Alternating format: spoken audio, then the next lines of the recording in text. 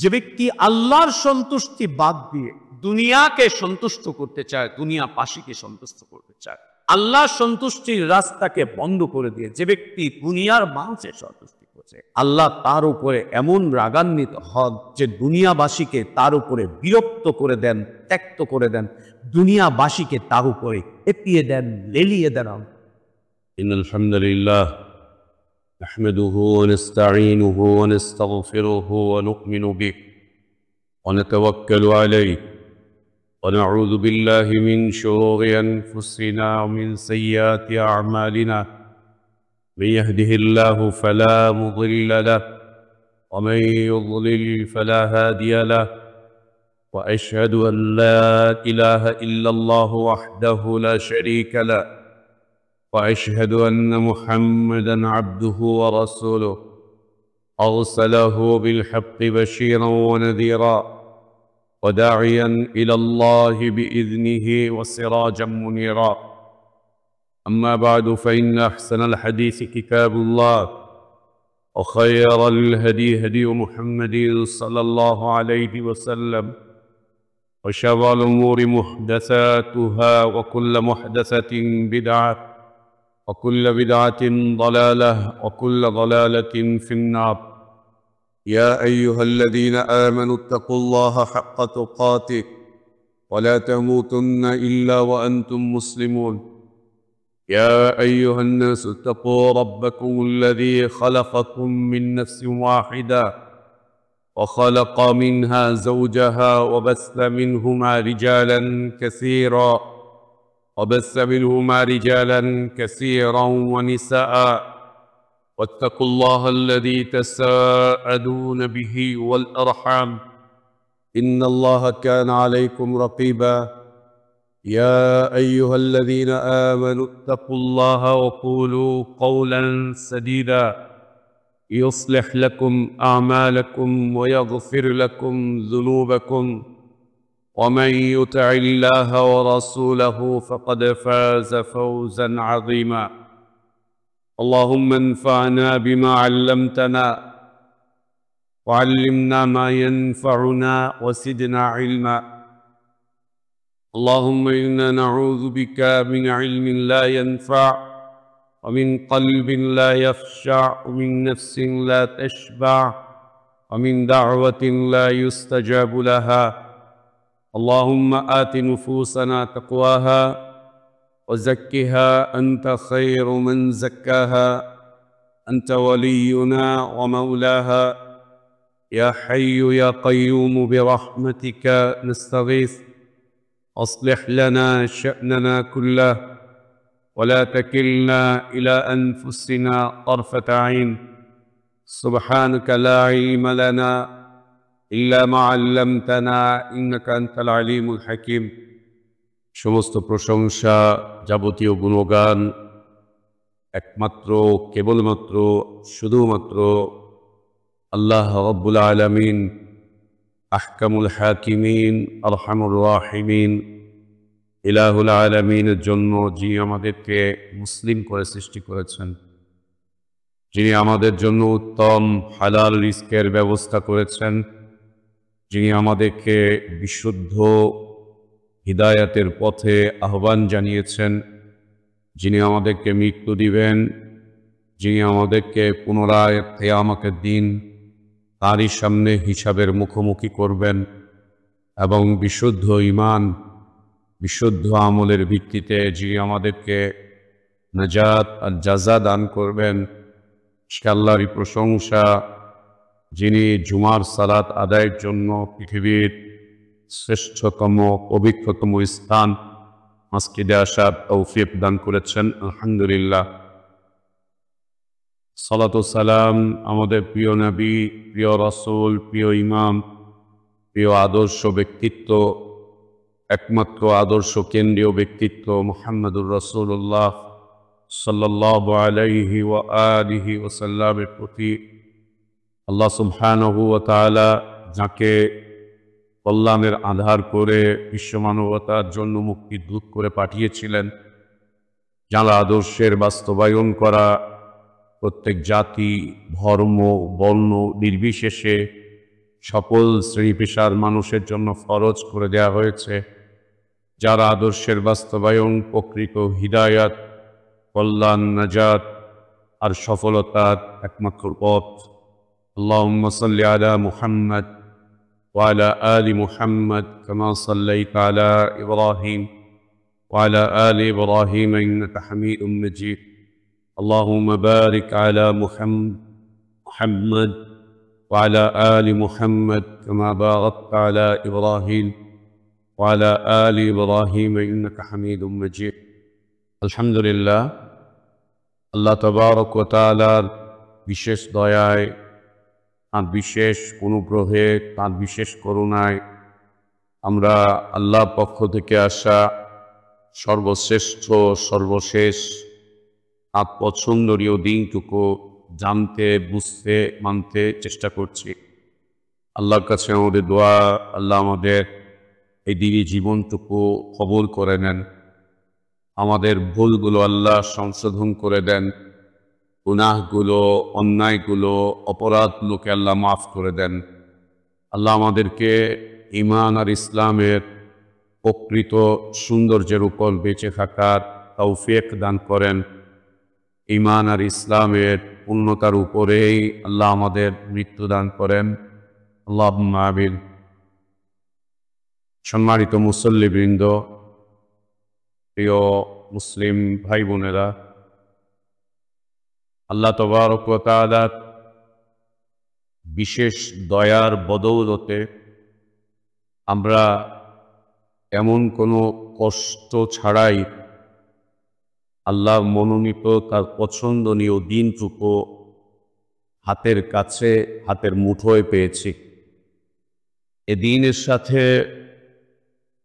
যে আচরণ আল্লাহ পছন্দ করেন, এ দিনের সাথে যে মুআমালাত আল্লাহ তাবারক ওয়া তাআলার পছন্দ, সে আচরণ বা মুআমালাত থেকে উম্মতে ইসলাম আজ অনেক দূরে।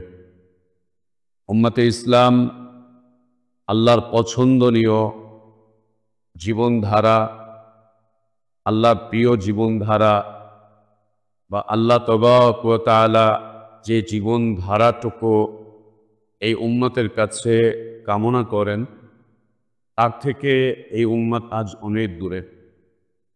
আল্লাহ তাবারক ওয়া তাআলা যাদেরকে তিনি বিশেষভাবে পছন্দ করেন, যাদেরকে তিনি বিশেষভাবে ভালোবাসেন, যাদের প্রতি তার বিশেষ কল্যাণের বিষয়বস্তু রয়েছে, তাদেরকেই আল্লাহ তাবারক ওয়া তাআলা তার এই পছন্দনীয় দিনটুকু দান করে থাকে। আল্লাহর কোনো অপছন্দনীয় ব্যক্তি, সে যেই হোক না কেন, সে আল্লাহর মনোনীত পছন্দনীয় দিন পাবে না। আল্লাহ তার কোনো অপছন্দনীয় ব্যক্তিকে তার এই পছন্দনীয় প্রিয় দিনটুকু দান করেন না। আমরা যারা আল্লাহর দিনটুকু পেয়ে গিয়েছি, তেমন কোনো কষ্ট ছাড়া, তেমন কোনো পরিশ্রম ছাড়া, তেমন কোনো পরীক্ষা ছাড়া, তেমন কোনো বিপদ আপদ মুসিবত ছাড়া আমরা যারা পেয়ে গিয়েছি, আমাদের উচিত আল্লাহর দ্বীনের সাথে যেই আচরণ করা, আমরা যেন সে আচরণটুকুই করে যাই, যে আচরণের বদলা আল্লাহ সুবহানাহু ওয়া তাআলা দান করবে। সম্মানিত মুসল্লিবৃন্দ, আহলুদ্দিন, আহলে ইসলাম, আহলুত তাওহীদ, আহলুল ঈমান, এই সবগুলোই একটার সাথে আরেকটা অঙ্গাঅঙ্গিভাবে জড়িত। আহলুদ্দিন, আহলুল ইসলাম, আহলুত তাওহীদ, আহলুল ঈমান, এই সবগুলোই একটার সাথে আরেকটা অঙ্গাঅঙ্গিভাবে জড়িত। একটার সাথে আরেকটার অর্থের খুব চমৎকার সুন্দর মিল রয়েছে। আল্লাহ তাবারক ওয়া তাআলা যাদেরকে দ্বীন দান করেন, তাদেরকে ইসলামের সৌন্দর্য দিয়ে তাদেরকে সৌন্দর্য মণ্ডিত করে। যাদেরকে আল্লাহ তাবারক ওয়া তাআলা ইসলাম দান করেন, তাদেরকে আল্লাহ তাবারক ওয়া তাআলা তাওহীদের বিশেষ অলংকার দিয়ে তাদেরকে সুসজ্জিত রাখেন, সুশোভিত রাখেন।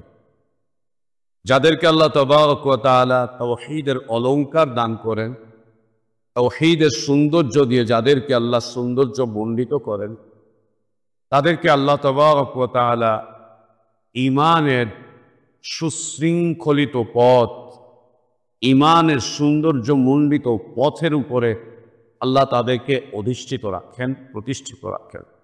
উপস্থিতি, এই যে আহলুত তাওহীদ, আহলুদ দ্বীন, আহলুল ইসলাম, আহলুল ঈমান, তারা দুনিয়াতে ততক্ষণ পর্যন্ত দ্বীনের উপরে টিকে থাকবে, ইসলামের উপরে টিকে থাকবে, আল্লাহ তাওহীদের উপরে টিকে থাকবে, ততক্ষণ পর্যন্ত ঈমানি জীবন যাপন করতে পারবে, যতক্ষণ পর্যন্ত তাদের জীবনে 4টি লক্ষ্য এবং উদ্দেশ্য থাকবে। এই 4টি লক্ষ্য উদ্দেশ্যকে নিয়ে যারা তাদের দুনিয়ার জীবন যাপন করবে, আল্লাহ তাদেরকেই ঈমানের উপরে রাখবেন। আল্লাহ তাদেরকেই ঈমানের উপরে রাখবেন যাদের জীবনে 4টি লক্ষ্য থাকবে, 4টি উদ্দেশ্য থাকবে। 4টি লক্ষ্য এবং উদ্দেশ্যকে কেন্দ্র করে যারা তাদের দুনিয়ার জীবনটুকু যাপন করবে। দুনিয়ায় ব্যবসা করছে, করবে, চাকরি করছে, করবে, পরিবার গঠন করছে, করবে, অর্থ সম্পদ কামাই করছে, করবে, কিন্তু তার জীবন থেকে যেন এই 4টি লক্ষ্য উদ্দেশ্য কখনো ছুটে না যায়, কখনো যেন হারিয়ে না যায়। প্রথম বিষয়বস্তু হচ্ছে সে যেন কখনোই কোনো অবস্থাতে আল্লাহর রহমত থেকে দূরে সরে না যায়, আল্লাহর রহমত থেকে, আল্লাহর দয়া থেকে যেন দূরে সরে না যায়। তাকে খুঁজে দেখতে হবে কি কি কাজ করলে পরে আল্লাহ তার দয়া উঠিয়ে নেন, কি কি কাজ করলে পরে আল্লাহ তার দয়ার রাস্তাগুলোকে বন্ধ করে দেন, কি কি কাজ করলে পরে আল্লাহ তাবারক ওয়া তাআলা তার দয়া আসার যে মাধ্যমগুলো আছে, এই মাধ্যমগুলোকে সংকুচিত করে দেন। এটা তাকে খুঁজে বের করতে হবে। আমরা জানি যারা খনিতে কাজ করে, খনিতে কাজ করতে গিয়ে তারা খনিজ সম্পদ খুঁজে বেড়ায়। এখানে না হলে ওখানে, ওখানে না হলে ওখানে, ওখানে না হলে ওখানে, অনেকগুলো জায়গাতে তারা তাদের পরীক্ষা চালাতে থাকে। অনেক জায়গায় বিভিন্ন মেশিনারি দিয়ে, উপায় উপকরণ দিয়ে তাদের পরীক্ষাগুলোকে তারা চালাতে থাকে, খুঁজতে থাকে তাদের অন্বেষণকৃত বস্তু কোথায় আছে। প্রয়োজনে তারা মাটির অতল তলে চলে যাচ্ছে, হাজার হাজার ফুট গভীরে তারা চলে যাচ্ছে, তাদের মেশিন পাঠাচ্ছে, তারা তাদের গবেষণার বিষয়বস্তুকে সেখানে পাঠাচ্ছে, পাঠিয়ে রাত দিন অক্লান্ত পরিশ্রম করছে তাদের অন্বেষণকৃত বস্তুটাকে খুঁজে বেড়াবার জন্য। এবং এক্ষেত্রে তারা কখনোই নিরাশ হচ্ছে না, হতাশ হচ্ছে না, এক জায়গায় না পেলে আরেক জায়গায় দেখছে। আল্লাহর একটা বিশেষ দয়া যে আল্লাহ সুবহানাহু ওয়া তাআলা আমাদের এই অঞ্চলে আমাদেরকে মিষ্টি পানি ফ্রি হিসেবে মুফতে দান করেছে। মিষ্টি পানি, সুপেয় পানি, যেই পানি আল্লাহ তাবারক ওয়া তাআলা আরব বিশ্বে এইভাবে করে মুফতে, সস্তায়, স্বাভাবিকভাবে দান করেননি।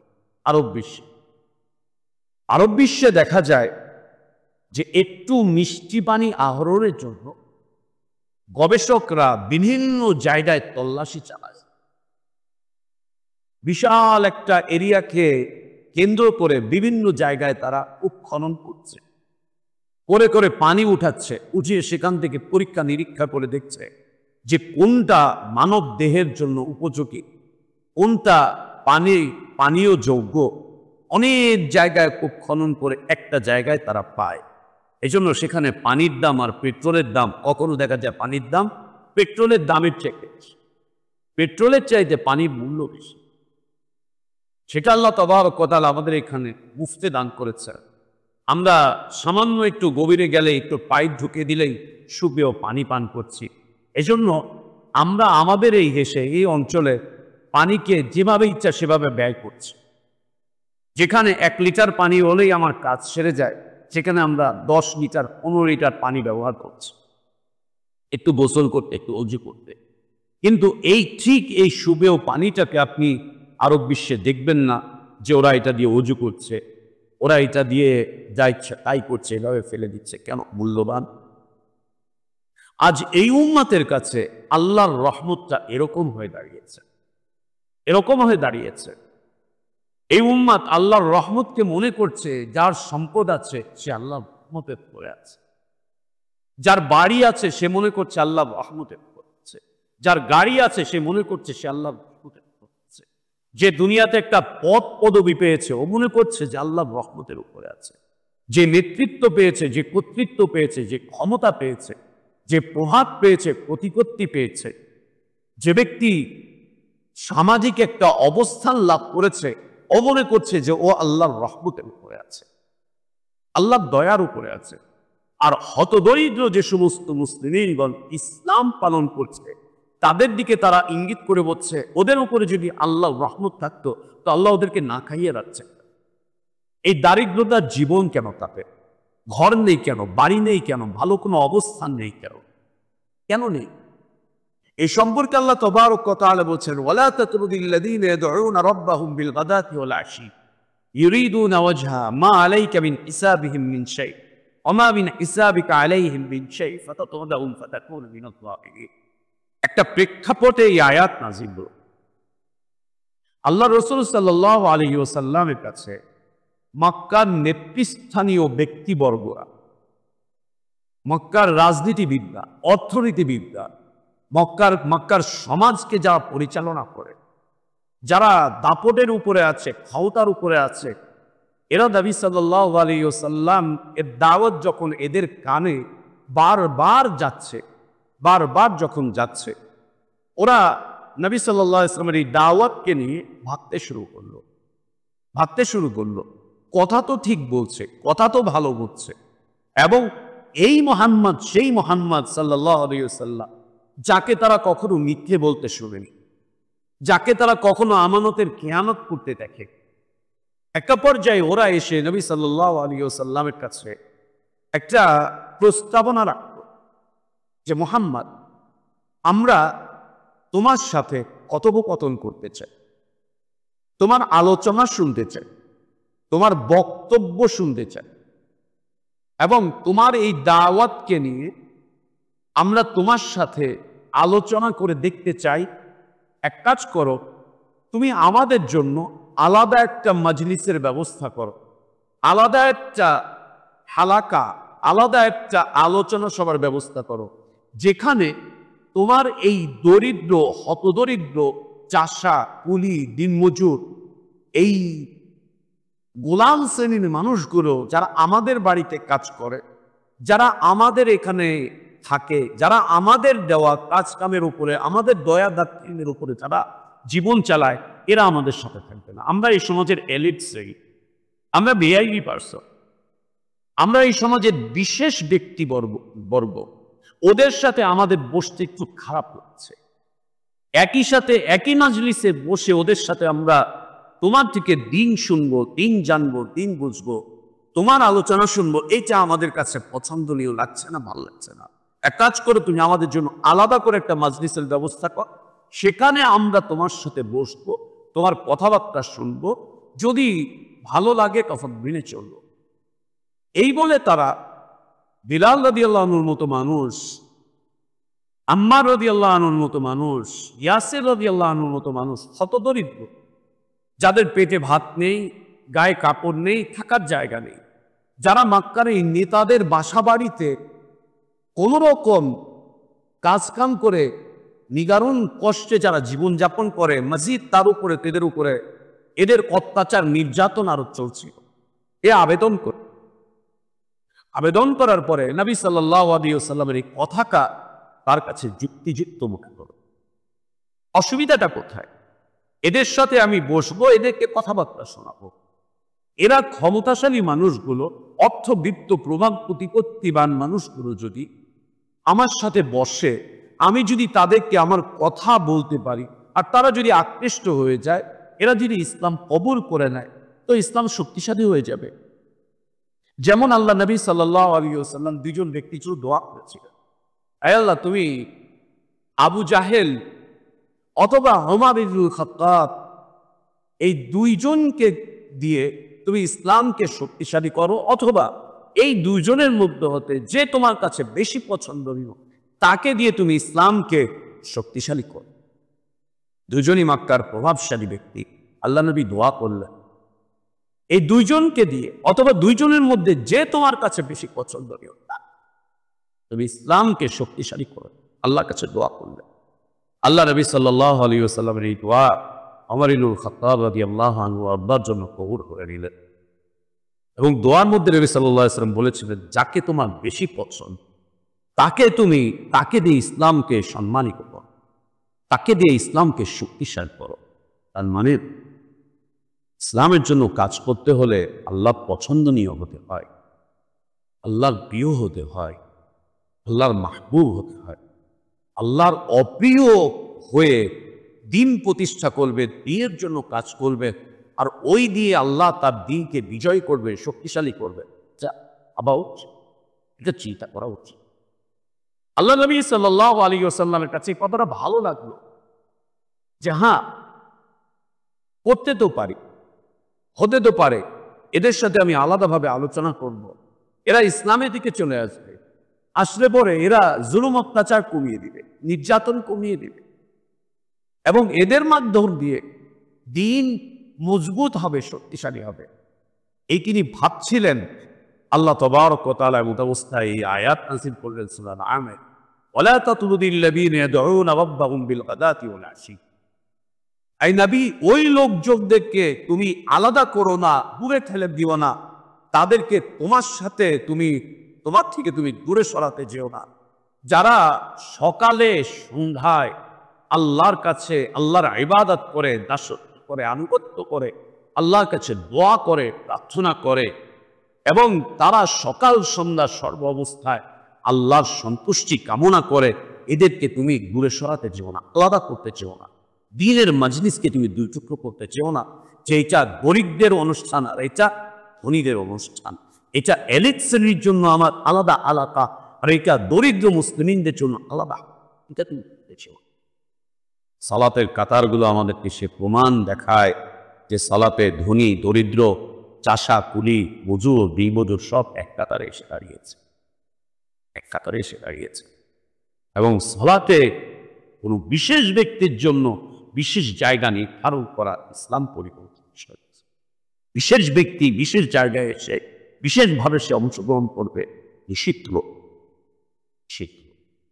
আল্লাহ নবী সাল্লাল্লাহু আলাইহি ওয়াসাল্লামকে আল্লাহ তাবারক ওয়া তাআলা এই কথা জানালেন, জানিয়ে বলছেন, মা আলাইকা মিন হিসাবিহিম মিন শাই ওয়া মা মিন হিসাবিকা আলাইহিম মিন শাই। ওদের হিসাব তোমাকে দিতে হবে না, তোমার হিসাব ওরা দিবে না। ওদের হিসাব তুমি দিবা না, তোমাকে হিসাব ওরা দেবে না।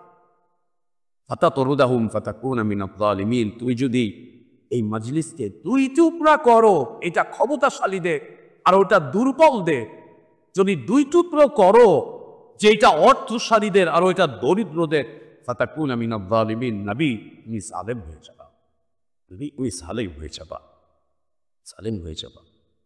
আল্লাহ তাবারক ওয়া তাআলা আমাদেরকে একদম মুফতে ফ্রিতে ইসলাম দেওয়ার কারণে, দিন দেওয়ার কারণে, তাওহীদের দাওয়াত আমাদের কান পর্যন্ত পৌঁছে দেওয়ার কারণে, এবং আমাদের হৃদয়গুলোকে আল্লাহ তাবারক ওয়া তাআলা ইসলামের জন্য উন্মুক্ত করে দেওয়ার কারণে আমরা বুঝতে পারছি না যে এই নিয়ামত কত বড় নিয়ামত, এই রহমত কত বড় রহমত, এই দয়া কত বড় দয়া, এই ইহসান কত বড় ইহসান আমরা বুঝতে পারছি না।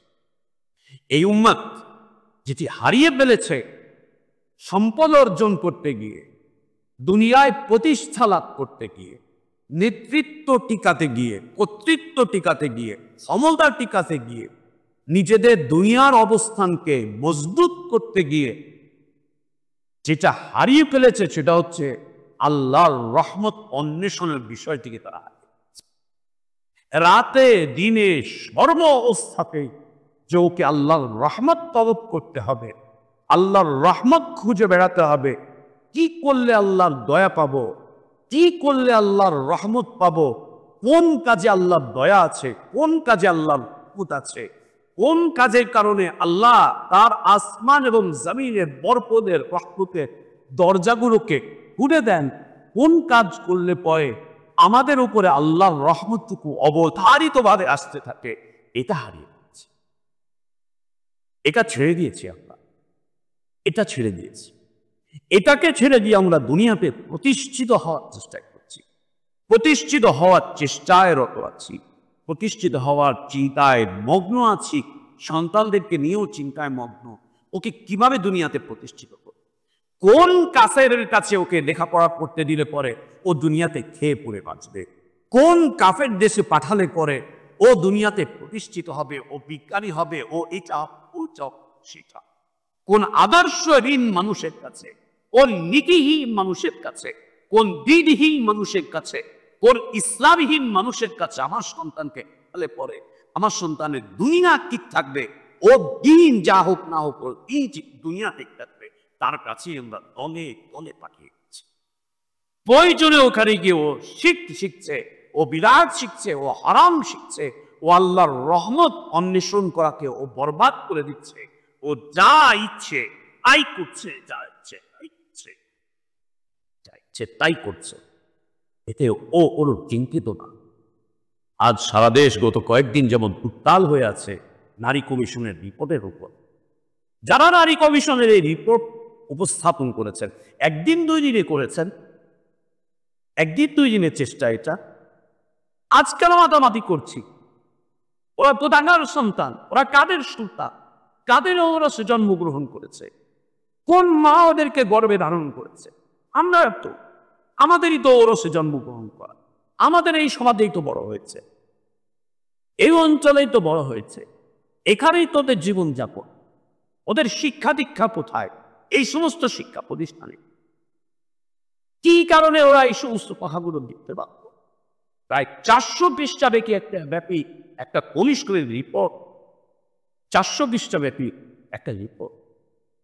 কতদিন কেমন এটার পিছনে মেহনত করেছে? কারা এরা? আব্দুর রহমানদের সন্তান, দাড়ি টুপিওয়ালা মানুষদের সন্তান, মসজিদওয়ালা মানুষদের সন্তানই এরা তো তারাই যারা কোরআনের আয়াতকে বদলে দিতে চায়। রাজপথে বিষ করে আর সংগ্রাম করে আর সমাবেশ করে সিম্পোডিয়াম করে কি করবেন? সন্তানকে তো দিয়ে দিয়েছে। ওরা কাদের হাতে মানুষ হয়েছে? ভেবেছি কাদের হাতে মানুষ হয়েছে আমাদের সন্তান। আল্লাহ রহমত তলব করা বন্ধ করে দিয়েছে, এই উম্মাহ বন্ধ করে দিয়েছে। ওমর রাদিয়াল্লাহু আনহু অগণিত মানুষ যিনি তীব্র ইসলাম বিরোধী ছিলেন, যেই ইসলামের দাওয়াত পেয়ে গেলেন, আল্লাহর রহমত অন্বেষণ করতে শুরু করে দিলেন। আল্লাহর রহমত অন্বেষণ করতে গিয়ে এই কাতরে মানুষটা মজলুমে পরিণত। কেমন মজলুমে পরিণত হলেন? আবু বকর সিদ্দিক রাদিয়াল্লাহু আনহু অগণিত মক্কার এমন একজন প্রভাবশালী ব্যবসায়ী, সম্পদশালী মানুষ, আল্লাহর রহমত তলব করতে গিয়ে নিজের জীবনের সমুদয় সব সম্পদগুলো উজাড় করতে করতে একদম দরিদ্র হয়ে পড়লে, না কে না দে লিডারিং কষ্টে জীবন যাপন করছেন, কিন্তু আল্লাহর রহমত থেকে দূরে সরতে যাচ্ছেন, দূরে থাকতে চাচ্ছেন। আল্লাহর রহমত অন্বেষণ ছেড়ে দিয়েছে। এটা আমাদের জীবনের টার্গেট। আমাদের জীবনের টার্গেট কিভাবে দুনিয়াতে প্রতিষ্ঠা লাভ করব, কিভাবে ভাইরাল হব, কিভাবে পরিচিত হব, কিভাবে নেতৃত্বে যাব, কিভাবে কর্তৃত্বে যাব, কিভাবে আমরা ক্ষমতায় যাব, কিভাবে আমরা দাপুটে হব, কিভাবে দুনিয়াতে আমার নামের চর্চা হবে, দুনিয়াতে আমার মানের চর্চা হবে, না আমার মান কিভাবে মানুষ গাইবে। আল্লাহ তোমাকে ইতিহাসের আস্থা করে নিক্ষেপ করবে, ইতিহাস থেকে তুমি হারিয়ে যাবে, ইতিহাস থেকে হারিয়ে যাবে। এই যুগে এসে আর পৃথিবীতে কোন মুসলিম ইসলামের ক্ষেত্রে ইতিহাস হতে পারছে না। ইতিহাস হওয়ার যোগ যেন চলেই গিয়েছে, ইতিহাস হওয়ার যোগ্যতা যেন চলেই গিয়েছে। ইসলামের জন্য যে ইতিহাস হয় এই কাজ ছেড়ে দিয়েছেন। দ্বিতীয়ত হচ্ছে আল্লাহর মাগফিরাত অন্বেষণ করা, আল্লাহর ক্ষমা তলব করা, আল্লাহর ক্ষমা তলব, আল্লাহর মাগফিরাত অন্বেষণ। কি দিয়ে আমি আল্লাহর কাছে ক্ষমা পাবো? কিভাবে আমি আল্লাহর কাছে ক্ষমা পাবো? কি করলে আল্লাহ আমাকে ক্ষমা করবে? আমার যাবতীয় ভুল ত্রুটি, অন্যায়, অপরাধ কি করলে পরে আল্লাহ ক্ষমা করবেন? আল্লাহ ক্ষমার রাস্তা আল্লাহ করে রেখেছেন, ক্ষমার রাস্তাকে আল্লাহ খুলে রেখেছেন। আমরা আল্লাহ ক্ষমা নিতে ব্যর্থ হচ্ছি, তার কারণ আমরা কেউ আমাদের রাতটুকু আর এখন আল্লাহর কাছে ক্ষমা চেয়ে কাটি, আমাদের দিনটুকু আর আল্লাহর কাছে ক্ষমা চেয়ে কাটি, আমাদের সম্পদটুকু আর আল্লাহর ক্ষমার জন্য অর্জন করি, এবং আল্লাহর ক্ষমা পাওয়ার জন্য আমরা আমাদের সম্পদটুকু ব্যয়ও করি। আমরা আল্লাহর দেওয়া যাবতীয় সকল নিয়ামতকে আল্লাহর ক্ষমার পিছনে এখন আর ব্যয় করছি না, যে কি দিয়ে ক্ষমা, কি দিয়ে আল্লাহ ক্ষমা, কি দিয়ে আল্লাহ, কি দিয়ে আল্লাহ ক্ষমা। তো অনেক বড় বিষয়বস্তু। কি দিয়ে আল্লাহ ক্ষমা পাওয়া যায়, কি করলে পরে আল্লাহ ক্ষমা পাওয়া যায়, এই রাস্তা আমরা বন্ধ করে দিয়েছি। সব রাস্তা খুলছি দুনিয়া, রাজনীতির রাস্তা, নেতৃত্বের রাস্তা, কর্তৃত্বের রাস্তা, ক্ষমতার রাস্তা, অর্থের রাস্তা, লাভের রাস্তা, সব রাস্তাকে আমরা খুলছি। দুনিয়াতে নিজেদের অবস্থান টিকাবার রাস্তা, সব রাস্তাকে আমরা খুলছি। আল্লাহর মাগফিরাতের রাস্তাকে আমরা বন্ধ করে দিচ্ছি, আল্লাহর ক্ষমার রাস্তাকে আমরা বন্ধ করে দিচ্ছি। আজ উম্মতে ইসলাম পৃথিবীতে এমন মাজলুম কেন? উম্মতে ইসলাম পৃথিবীতে এমন মাজলুম কেন? কেন মাজলুম? কি কারণে মাজলুম? আল্লাহ ক্ষমা থেকে দূরে সরে যাওয়ার কারণে।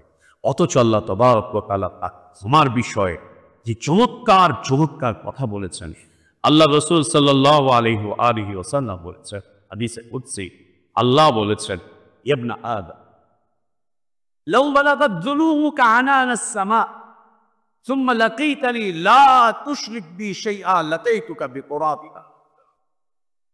এই আদমের সন্তান, লাউ বালাগাত যুনুবুকা আনানাস সামা, তুমি গুনাহ করতে করতে, পাপ করতে করতে, অন্যায় করতে করতে, অপরাধ করতে করতে, তোমার একার অন্যায় দিয়ে যদি পুরো দুনিয়া ভরে যায়, দুনিয়া ভরতে ভরতে ভরতে ভরতে একদম যদি আসমান ছুঁই করে, এই অবস্থায় যদি তুমি মৃত্যুর মাধ্যম দিয়ে আমার কাছে চলে আসো, একটা অন্যায় করনি, সেটি হচ্ছে আমার সাথে শিরক করনি, লাতাইতুকা বিতুরাবিহা মাগফিরাত, তোমার এই শিরক না থাকার কারণে যে পরিমাণ গুনাহ নিয়ে তুমি আমার কাছে এসেছো, সেই পরিমাণ ক্ষমা নিয়ে আমি তোমাকে ক্ষমা করে দিব, ক্ষমা করে দিব। একটা অন্যায় যদি না থাকে, একটা অপরাধ যদি না থাকে, একটা গুনাহ যদি না থাকে, সে হচ্ছে শিরকের গুনাহ, কুফরের গুনাহ, নাস্তিকতার গুনাহ, সেটা হচ্ছে মুরতাদ হয়ে যাওয়ার গুনাহ, সেটা হচ্ছে নিফাকের গুনাহ। এই পাঁচটা মিলিয়ে একটা, যেটা শিরক সেটা কুফর, যেটা নাস্তিকতা সেটা কুফর, যেটা দ্বীন বিদ্বেষিকা ওটা কুফর, যেটা নিফাক মুনাফিকি ওটা কুফর। এই এক অপরাধ ছাড়া যদি তুমি আমার কাছে আসো, তুমি যা করে আসো না কেন, আমি সেই সমপরিমাণ ক্ষমা নিয়ে তোমাকে ক্ষমা করে দেব। অন্য বর্ণনায় রয়েছে আল্লাহ তাবারক ওয়া তাআলা বলেন, ওয়ালা উবালি, আমি ক্ষমা করতে গিয়ে কারো পরোয়াই করব না, ক্ষমা করতে গিয়ে আমি কারো পরোয়াই করব না। এর পরে বলছে আল্লাহ তাবারক ওয়া তাআলা, ইবনা আদম ইন্নাকা মা দাউতানি ওয়া রাজাউতানি ফাকালতু লাকা ওয়ালা উবালি। এই বনি আদম, যদি তুমি আমাকে মনে প্রাণে ডাকো, যদি তুমি মনে প্রাণে আমাকে ডাকো আর আমার কাছে আশাবাদ ব্যক্ত করো, তোমার জীবনের সব আশা আকাঙ্ক্ষা একমাত্র আমার কাছে, আমাকে কেন্দ্র, আর তা দিয়ে যদি তুমি তোমার জীবনটাকে পরিচালনা করো, আমি তোমাকে ক্ষমা করে দেব। আমি কারো পরোয়াই করি না, কারো পরোয়া করি না। আল্লাহর মাগফিরাত অন্বেষণ কর। কি দিয়ে আল্লাহর ক্ষমা পাওয়া যায়, কি করলে আল্লাহর ক্ষমা পাওয়া যায়, কোন রাস্তা দিয়ে আল্লাহর ক্ষমা আছে, কোন পদ্ধতিতে আল্লাহর ক্ষমা আছে, কোন পথে হেঁটে গেলে আমি আল্লাহর ক্ষমা, কোন পথে হেঁটে গেলে আমি ক্ষমা পাবো, কোন জীবন ধারায় জীবন যাপন করলে পেরে আল্লাহর ক্ষমা, আল্লাহর ক্ষমা, আল্লাহর ক্ষমা, আল্লাহর ক্ষমা, আল্লাহ আল্লাহ আল্লাহ ক্ষমা পাবো কোন পথে, ক্ষমা আসবে কোন পথে, ক্ষমার রাস্তা কোনটা, মাগফিরাতের রাস্তা কোনটা, মাগফিরাতের রাস্তা। সকল নবী রাসূলগণ আল্লাহ মাগফিরাত অন্বেষণ করতে গিয়ে রাত দিন তারা ব্যয় করেছে। আল্লাহ নবী সাল্লাল্লাহু আলাইহি ওয়া সাল্লামের একটি মুবারক ঘটনা, উম্মুল মুমিনিন আয়েশা সিদ্দিকা রাদিয়াল্লাহু আনহা আল্লাহ নবী সাল্লাল্লাহু আলাইহি ওয়া সাল্লামকে একদিন বলছেন, ইয়া রাসূলুল্লাহ, আপনি রাতে এত কষ্ট কেন করে, এত কেন কাঁদেন? রাতের বেলায় নবী সাল্লাল্লাহু আলাইহি ওয়াসাল্লাম কিয়ামুল লাইলে দাঁড়াতে এত লম্বা সময় দাঁড়িয়ে থাকতেন কিয়ামুল লাইলে, যে তার মুবারক পা ফুলে ফেটে যাওয়ার উপক্রম। দীর্ঘ সময় দাঁড়াতে তার মুবারক পা ফুলে ফেটে যাওয়ার উপক্রম। পা মুবারক এরকম ফুলে যেত, মনে মনে যেন ফেটে যাবে। দীর্ঘ সময় দাঁড়িয়ে এবং সিজদায় গিয়ে এত বেশি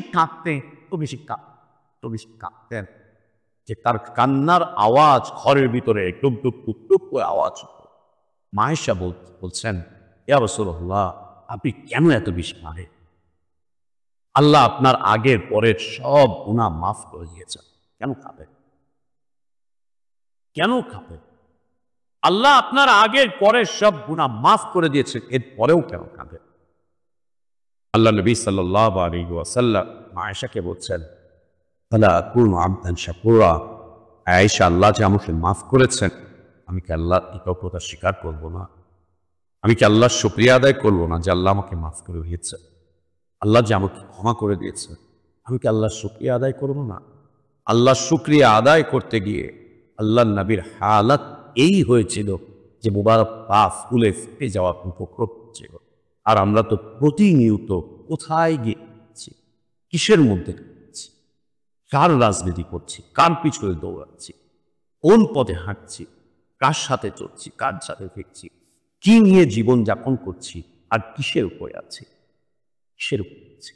আল্লাহ ক্ষমা পথে কে ক্ষমা তলব করে, কে ক্ষমা খোঁজে, কে ক্ষমা খুঁজতে গিয়ে রাত নির্ঘুম কাটায়, কে ক্ষমা খুঁজতে গিয়ে সারাদিন নিমগ্ন থাকে। আল্লাহ নবী সাল্লাল্লাহু আলাইহি ওয়াসাল্লাম মারা গেলেন। আবু বকর সিদ্দিক রাদিয়াল্লাহু আনহু তখন আমিরুল মুমিনিন, খলিফাতুল মুসলিমিন। তার কাছে ওমর রাদিয়াল্লাহু আনহু, ওসমান রাদিয়াল্লাহু আনহু নামে একটা বিচার নিয়ে আসে। বিচারটা কি? ওসমান রাদিয়াল্লাহু আনহু এক জায়গায় বসে আছেন, বসে তিনি যেন কি নিয়ে ভাবছেন, খুব চিন্তিত। ওমর রাদিয়াল্লাহু আনহু পাশ দিয়ে হেঁটে যাচ্ছেন, তাকে সালাম দিলেন। ওসমান রাদিয়াল্লাহু আনহু সালামের কোনো জবাব দিলেন। এতে ওমর রাদিয়াল্লাহু আনহু খুব মনক্ষুণ্ণ হলেন, অন্তরে খুব আঘাত লাগলো। আমি আমার ভাইকে সালাম দিলাম, সালামের জবাব দিল হাসে, কি ব্যাপার, কি বিষয়? তিনি এই বিষয়টি আবু বকর রাদিয়াল্লাহু আনহুর কাছে এসে উপস্থাপন করলেন যে, আবু বকর, আমি ওসমানকে সালাম করেছি, আমার সালামের কোনো জবাব দেয় হয়। আবু বকর রাদিয়াল্লাহু আনহু ওসমান রাদিয়াল্লাহু আনহুকে ডাকলেন, ডেকে বলছেন, ওসমান, কি বিষয়? তোমার ভাই তোমাকে সালাম দিয়েছে আর তুমি সালামের কোনো জবাব দাও? বলছেন, না, আমাকে তো সালাম দেয়নি। আমার বলছেন যে, না, আমি সালাম দিয়েছি তোমাকে। না, আমি তো শুনিনি। আবু বকর রাদিয়াল্লাহু আনহু জিজ্ঞেস করলেন, ওসমান, কি এমন ঘটনা ঘটেছে যে তুমি সালামই শুনতে পাও? কি এমন ঘটনা ঘটেছে যে তুমি সালাম শুনতে পাও? ওসমান রাদিয়াল্লাহু আনহু বলছেন, আবু বকর, আল্লাহ নবী সাল্লাল্লাহু আলাইহি ওয়াসাল্লাম দুনিয়া থেকে চলে গিয়েছে। কত মানুষ তার কাছে কত কিছু জিজ্ঞেস করেছে, আমি একটা কথা জিজ্ঞেস করতে ভুলে গিয়েছি। আমি সেই বিষয় নিয়ে পেরেশান হয়ে আছি। আল্লাহর নাবী তো নেই, আমাকে এখন এই জবাব কে দিবে? কে এর জবাব দিবে? কার কাছে আমি এর জবাব পাবো? কাকে গিয়ে জিজ্ঞেস করবো? আমি একটা প্রশ্ন করতে ভুলে গিয়েছিলাম, আমি প্রশ্ন করতে পারিনি। আল্লাহ নবী দুনিয়া থেকে চলে গিয়েছেন। আবু বকর রাদিয়াল্লাহু আনহু বললেন, ওসমান, কি সেই প্রশ্ন যা তোমাকে এভাবে চিন্তিত পেরেশান করে রেখেছে? আচ্ছা, আমি নবী সাল্লাল্লাহু আলাইহি ওয়াসাল্লামকে জিজ্ঞেস করতে ভুলে গিয়েছিলাম যে আমি নাজাত কিভাবে পাবো, আমি আল্লাহর ক্ষমা কিভাবে পাবো, আমি আল্লাহর মাগফিরাত কিভাবে পাবো। জানেন উনিকে আশারা মুবাশশারা বিল জান্নাহ, জানেন উনিকে আমিরুল মুমিনিন খলিফাতুল মুসলিমিন, জানেন উনিকে জিন্নুরাইন, জানেন উনিকে আল্লাহ নবী সাল্লাল্লাহু আলাইহি ওয়াসাল্লামের জামাতা, জানেন উনিকে যাকে আসমানের মালাইকারা লজ্জা করত, জানেন উনিকে যাকে দেখলে নবী সাল্লাল্লাহু আলাইহি ওয়াসাল্লাম লজ্জিত, কণ্ঠ থেমে যেত, চুপ হয়ে যেত। জানেন উনিকে যার শানে কোরআনের অনেকগুলো আয়াত নাযিল হয়েছে। তিনি বলছেন, আমি ভুলে গিয়েছিলাম নবী সাল্লাল্লাহু আলাইহি ওয়াসাল্লামকে জিজ্ঞেস করতে আমি আল্লাহর ক্ষমা কিভাবে পাবো, অথচ তার অনেক আগে আল্লাহ তাবারক ওয়া তাআলা তার জন্য জান্নাতের সুসংবাদ দিয়েছে, জান্নাতের সুসংবাদ দিয়েছে।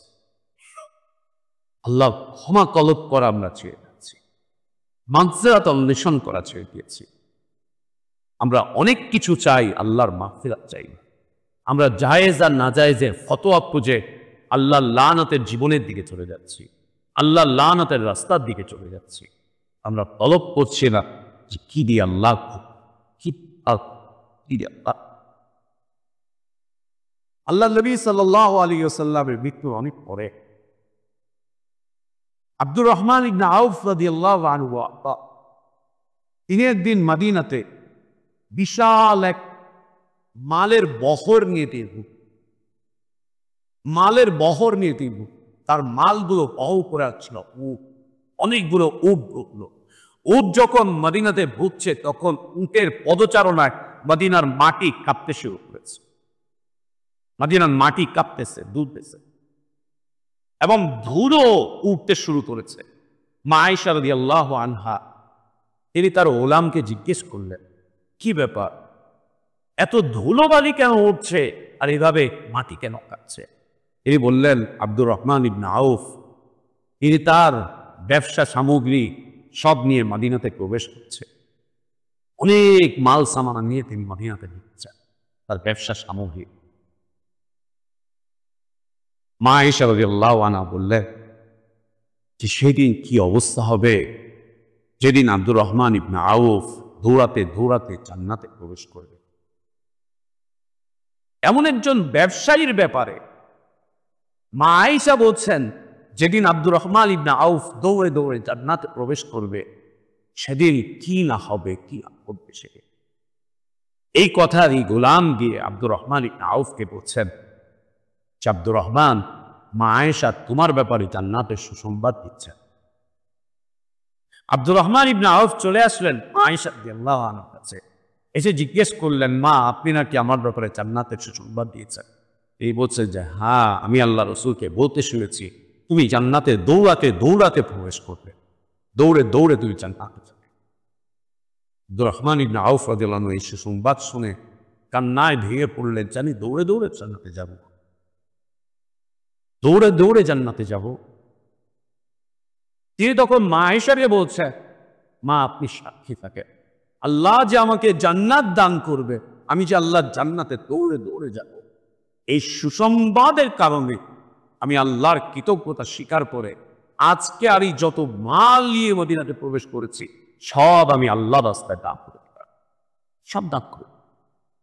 এ দিয়ে কি চাচ্ছি, এতে কি চাচ্ছি, কি বুঝছিলেন? তারা কি বুঝেছে? তারা কি বুঝেছে? এই উম্মাত আল্লাহর মাগফিরাতের রাস্তাকে ছেড়েছে। আমরা সবাই অনেক কিছু তলব করি, আল্লাহর মাগফিরাত তলব করে, অথচ আল্লাহ নবী সাল্লাল্লাহু আলাইহি ওয়াসাল্লামের অনেক সুন্দর সুন্দর চিত্তাকর্ষক হাদিস রয়েছে। এই কাজ করলে পরে আল্লাহ তাকে ক্ষমা করে, ওইটা করলে আল্লাহ ক্ষমা করে, করলে আল্লাহ, ওইটা করলে আল্লাহ ক্ষমা করে, ওইটা করলে আল্লাহ ক্ষমা করে, আল্লাহ মাগফিরাত। আমরা ইমানি জীবন চাই কিন্তু আল্লাহর মাগফিরাত চাই না। ইমানি জীবন চাই কিন্তু আল্লাহর রহমত চাই না। এ কেমন জীবন, এ কেমন জীবন? তৃতীয় বিষয়বস্তু, আল্লাহ তাবারক ওয়া তাআলা সন্তুষ্টি কর। সকল অবস্থাতে আল্লাহর সন্তুষ্টি অন্বেষণ করা, আল্লাহর সন্তুষ্টি খোঁজা। কি করলে আল্লাহ আমার উপরে সন্তুষ্ট হবে, কি করলে আল্লাহ, কি করলে আল্লাহ, কি করলে আল্লাহ খুশি, কি করলে আল্লাহর খুশিকে আমরা ছেড়ে দিয়েছি, আল্লাহর সন্তুষ্টিকে আমরা ছেড়ে দিয়েছি, আল্লাহর প্রিয় বিষয়বস্তুগুলোকে আমরা ছেড়ে দিয়েছি। একে অন্বেষণ করা আমরা বন্ধ করে দিয়েছি।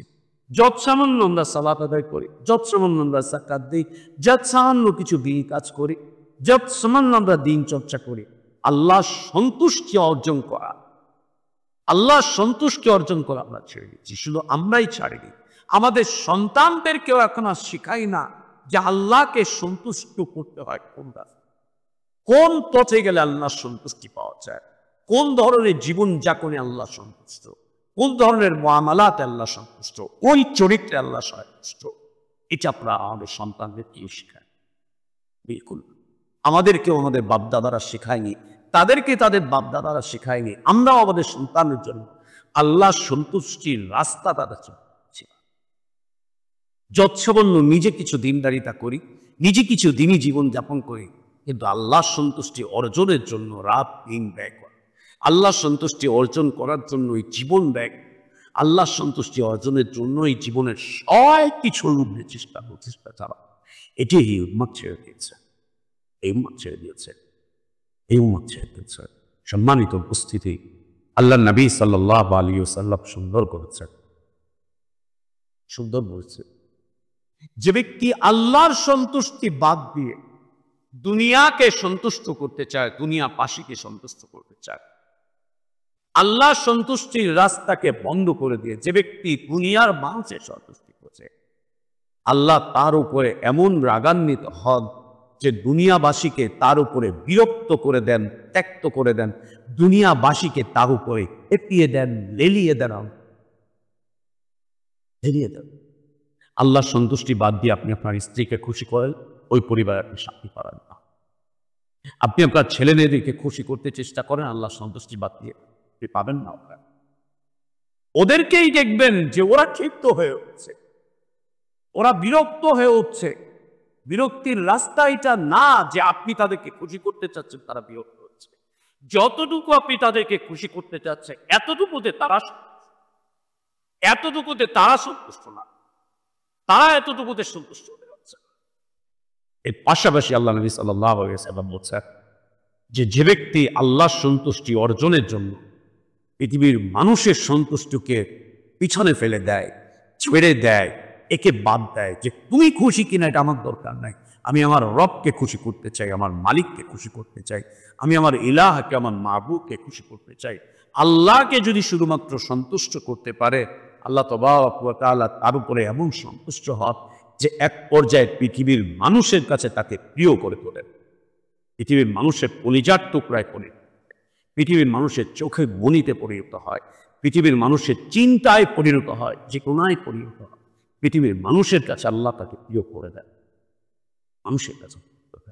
8টা বিষয়বস্তু রয়েছে, যে 8টা বিষয়বস্তু অর্জন করতে গিয়ে মানুষ আল্লাহর সন্তুষ্টিকে পরিহার করে, আল্লাহর সন্তুষ্টি তাদের জন্য আল্লাহ তাবারক ওয়া তাআলা ভয়ানক কথা বলছেন যে অপেক্ষা করো, ফাকারাব্বাসু হাত্তা ইয়াতি আল্লাহ, অপেক্ষা করো, খুব দ্রুতই আল্লাহর শাস্তি, আল্লাহর বিধান, আল্লাহর পক্ষ থেকে হুকুম তোমার উপরে আরোপ হয়ে যাবে। হাত্তা ইয়াতি আল্লাহ, ইন্নাল্লাহা লা ইয়াহদিল কওমাল ফাসিকিন। যারা আল্লাহর সন্তুষ্টিকে বাদ দিয়ে গায়রুল্লাহর সন্তুষ্টি অর্জনের পিছনে ছুটে বেড়ায়, আল্লাহ ওদেরকে হিদায়াত দান করেন না, ওরা হিদায়াত পাবে। সর্বশেষ বিষয়বস্তু, চতুর্থ বিষয়বস্তু, আহলে ঈমান, আহলে ইসলাম, আহলুদ দ্বীন, আহলুত তাওহীদ, যা আমরা ছেড়ে দিতে বসেছি, সেটা হচ্ছে সব কিছুকে উজাড় করে দিয়ে আল্লাহর কাছে জান্নাত, আল্লাহর কাছে জান্নাত, আল্লাহর জান্নাত পাবো। কি দিয়ে আমি আল্লাহর জান্নাত পাবো? কি করলে আমি আল্লাহর জান্নাত পাবো? কি কারণে আল্লাহ আমাদেরকে জান্নাত দান করবে? কি কারণে জান্নাত দান করবে? কি কারণে জান্নাত দান করবে? আল্লাহ নবী সাল্লাল্লাহু আলাইহি ওয়াসাল্লাম বলছেন, ফাইন্নাল্লাহা হাররামা আলান নার, ফাইন্নাল্লাহা হাররামা আলান নার মান ক্বালা লা ইলাহা ইল্লাল্লাহ ইয়াবতাগি বিযালিকা ওয়াজহা। আল্লাহ ওই ব্যক্তির জন্য জাহান্নামকে হারাম করে দেন যে ব্যক্তি লা ইলাহা ইল্লাল্লাহ স্বীকৃতি দিয়ে আল্লাহর সন্তুষ্টি অর্জনের জন্য ছুটে বেড়ায়। আল্লাহ তার জন্য জাহান্নামকে হারাম করে দেন। জাহান্নামকে আল্লাহ তার জন্য হারাম করে দেন। যার জন্য জাহান্নাম হারাম হয়ে যাবে, আল্লাহ তাকে জান্নাতে প্রবেশ করান। জান্নাতে প্রবেশ করা, আল্লাহ তাকে জান্নাতে প্রবেশ। জান্নাত কি জানি? আল্লাহ নবী সাল্লাল্লাহু আলাইহি ওয়াসাল্লাম থেকে বর্ণনা করছেন আবু হুরায়রা রাদিয়াল্লাহু আনহু, তিনি বলছেন যে জান্নাত হচ্ছে আদাত্তু লিইবাদিয়াস সালিহিন, আল্লাহ তার নেক বান্দাদের জন্য রেডি করে রেখেছেন, প্রস্তুত করে রেখেছেন জান্নাত। জান্নাত কি বোঝো? জান্নাত কি জানো? জান্নাত হচ্ছে এমন এক বিষয়বস্তু, জান্নাত আল্লাহর এমন এক সৃষ্টি, জান্নাত এমন এক বিষয়বস্তু, জান্নাত আল্লাহর এমন সৃষ্টি, মালা আইনুন রাত ওয়ালা উযুনুন সামিআত ওয়ালা খাতারা আলা কলবি বাশার, যে কোনো চোখ কখনোই দেখেনি, যা কোনো কান কোনো আওয়াজ শুনেনি, যা কোনো হৃদয় দুনিয়ার এই জীবনে কোনোদিন কল্পনা করতে পারবে না, তা হচ্ছে জান্নাত। ক্ষমতা আপনি কল্পনাও করছেন, চোখেও দেখছেন, ক্ষমতা আপনি কানেও শুনছেন, এটা করলে ক্ষমতা, ওইটা করলে টাকা, দুনিয়া, প্রভাব, প্রতিপত্তি সব আপনি চোখে দেখতে পাচ্ছেন, সব আপনি কানে শুনতে পাচ্ছেন, সব আপনি অনুভব করতে পারছেন। জান্নাত যা অনুভব করা যায় না, জান্নাত যা চোখে দেখা যায় না, জান্নাত যা কানে শোনা যায় না, সে হচ্ছে জান্নাত। আল্লাহ নবী সাল্লাল্লাহু আলাইহি ওয়াসাল্লাম বলছেন, পরে যে ব্যক্তি আরো বেশি মজিদ জানতে চায়, সে যেন এই আয়াত পাঠ করে, আলা তা'লামু নাফসুন মা উফিয়া লাহুম মিন কুররাতি আয়ুন জাযাআম বিমা কানু ইয়ামালুন, আলা তা'লামু নাফসুন মা উফিয়া লাহুম মিন কুররাতি আয়ুন জাযাআম বিমা কানু ইয়ামালুন। বারাকাল্লাহু লানা ওয়া লাকুম ফিল কুরআনিল আযীম ওয়া নাফা'না ওয়া ইয়্যাকুম বিমা ফীহি মিনাল আয়াতি ওয়াদ যিকরিল হাকীম। أقول قولي هذا وأستغفر الله لي ولكم ولسائر المسلمين من كل ذنب فاستغفروه وأتوبوا إليه إنه هو الغفور الرحيم. الحمد لله على إحسانه والشكر له على توفيقه وامتنانه، وأشهد أن لا إله إلا الله وحده لا شريك له، له الملك وله الحمد يحيي ويميت وهو على كل شيء قدير عظيما لشانه. وأشهد أن محمدًا عبده ورسوله وصفيه وخليله الداعي إلى رضوانه، صلى الله عليه وعلى آله وأصحابه وبارك وسلم تسليمًا كثيرًا إلى يوم الدين. সম্মানিত মুসল্লিবৃন্দ, জান্নাত জান্নাত জান্নাত অনুভব করার বিষয় না। দুনিয়াতে আমরা কেউ অনুভব করতে পারবো না। জান্নাত এই দুনিয়াতে আমরা কেউ চোখে দেখব। জান্নাত দুনিয়াতে আমরা কেউ এর আওয়াজ শুনতে পাবো, কেউ এর আওয়াজ কেউ না। আল্লাহ নবী সাল্লাল্লাহু আলাইহি ওয়া আলিহি ওয়াসাল্লাম বলেছেন, সর্বশেষ যে ব্যক্তি জান্নাতে প্রবেশ করবে, সবার শেষে যে ব্যক্তি জান্নাতে প্রবেশ করবে, সে খুব কষ্ট করে পেটের উপরে ভর করে আমা দিয়ে জাহান্নাম থেকে বের হয়। হামাগুড়ি দিয়ে পেটের উপরে ভর করে করে জাহান্নাম থেকে বের হবে। বের হয়ে ও জান্নাতের কাছে যাবে। জান্নাতের কাছে যাবে, যাওয়ার পরে আল্লাহ ওকে বলবেন, যাও জান্নাতে প্রবেশ করো। ও আরেকটু এগিয়ে যে বলবে, আল্লাহ জান্নাত তো পুরো হয়ে গিয়েছে, জান্নাত তো ভরে গিয়েছে, জান্নাত ভরে গিয়েছে। আল্লাহ তাকে বলবেন, যাও জান্নাতে প্রবেশ করো। তিনি আরেকটু এগিয়ে যাবেন, যে বলবেন, আল্লাহ জান্নাত তো ভরে গিয়েছে, পুরো হয়ে গিয়েছে। তিনি সবার শেষে এসছে, ভরে গিয়েছে। আল্লাহ তাকে আবার বলবেন, যাও জান্নাতে প্রবেশ করো। তিনি তার আশঙ্কার কথা বলবেন, আল্লাহ জান্নাত তো ভরে গিয়েছে, পুরো হয়ে গিয়েছে। আল্লাহ তাবারক ওয়া তাআলা তখন তাকে বলবেন, তুমি কি চাও দুনিয়ার বড় কোনো রাজা বাদশাহ তার রাজত্বের মতো যে বিশাল এলাকায় তার রাজত্ব ছিল, ওই রকমের রাজত্বের মতো বিশাল এলাকার একটা জান্নাত তোমাকে দান করি, এতে কি তুমি খুশি? সে বলবে, রাদিতু ইয়া রাব, আমার রব, আমি এতেই সন্তুষ্ট যে আপনি আমাকে দুনিয়ার রাজাদের কোনো একটা রাজ্যের কোনো রাজার রাজত্বের বুকে একটা জান্নাত দান করবেন, এতে আমি খুশি। আল্লাহ তাকে বলবেন, যাও, তোমাকে ওই রাজার রাজত্বের মতো একটা এলাকা, তার মতো আর একটা এলাকা, তার মতো আর একটা রাজত্ব, তার মতো আর একটা রাজত্ব, এইভাবে চারবার আল্লাহ তাকে 4টা রাজত্বের কথা বলবেন। তিনি বলতে থাকবেন, আল্লাহ আমি খুশি, আল্লাহ আমি খুশি, আল্লাহ আমি খুশি।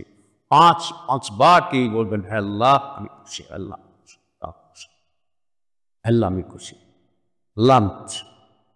আল্লাহ তাবারক ওয়া তাআলা তখন তাকে বলবেন যে তুমি যদি চাও তাহলে তোমাকে আমি এই যে রাজত্বগুলোর কথা বললাম এর 10 গুণ বড় জান্নাত আমি তোমাকে দান করবো, আল্লাহ আমি খুশি। অতঃপর আল্লাহ তাবারক ওয়া তাআলা তাকে বলবেন, তোমাকে 10টা দুনিয়ার সমান একটা জান্নাত আমি তাকে তোমাকে দান করবো। 10টা দুনিয়ার সমান একটা জান্নাত, ছোট জান্নাত, সর্বশেষ যে জান্নাতে যাবে। তিনি বলবেন, আল্লাহ আপনি আমার সাথে মজা করছেন, জান্নাত ভরে গিয়েছে, আপনি আমার সাথে মজা করছেন। আল্লাহ তাবারক ওয়া তাআলা তখন জান্নাতে প্রবেশ করাবেন। জান্নাত, এ হচ্ছে জান্নাত। আল্লাহ নবী সাল্লাল্লাহু আলাইহি ওয়া আলিহি ওয়াসাল্লাম থেকে আবু হুরায়রা রাদিয়াল্লাহু আনহু, যে ব্যক্তি, যেই জামাত, যে গ্রুপ প্রথম জান্নাতে প্রবেশ করবে, আল্লাহ তাবারক ওয়া তাআলা তাদেরকে চাঁদের মতো সুন্দর করে দিবে, চাঁদের মতো সুন্দর। এর পরে জান্নাতে প্রবেশটা করবে, আল্লাহ নবী সাল্লাল্লাহু আলাইহি ওয়াসাল্লাম বলছেন, আল্লাহ তাদেরকে আসমানের নক্ষত্রের মতো আলোকিত করবেন, তাদেরকে সৌন্দর্য দান করবেন তাদেরকে।